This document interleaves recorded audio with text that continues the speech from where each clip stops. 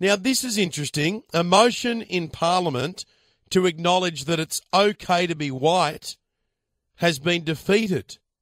The One Nation leader, Pauline Hanson, introduced the motion in the last session of Parliament. She moved that the Senate acknowledge the deplorable rise of anti-white racism and attacks on Western civilisation, and that it's okay to be white. Well, today in the Senate, her motion was defeated, 31 to 28, and the government voted with Pauline Hanson. The One Nation leader, Pauline Hanson, joins me on the line. Pauline Hanson, good afternoon. Good afternoon, Ben. I spoke to you when you first announced that you were going to move this motion, and I said it'll be really interesting to see how the others vote on this, because you're essentially saying that you're against racism. Of course I am. I always have been against racism. Right from the very beginning, Ben, I call for equality for all Australians.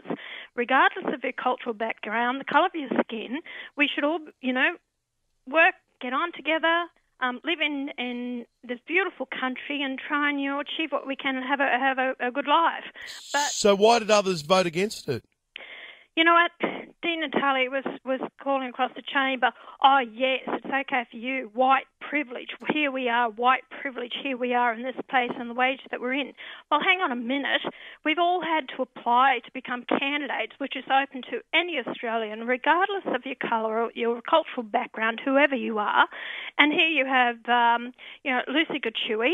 She's from South African descent. She's African descent. She's in the parliament. There's nothing stopping anyone from applying to be a candidate, as I've had people from all different cultural backgrounds apply, Indians, Pakistanis, Chinese, all different cultural backgrounds that have actually applied to be candidates in my party and have been candidates.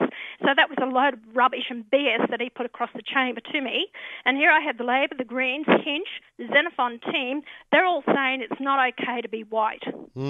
It's interesting because if you had singled out any other race and moved a motion against racism against those people, it would be supported, right? Of course it would be supported.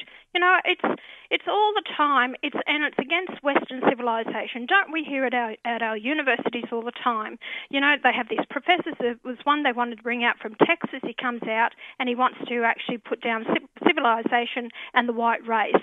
Well, I'm sick and tired of it, and so are a lot of people. There is anti-white racism in our society because people are chosen to take on a lot of jobs and government positions because purely they are not white, because of their ethnic background.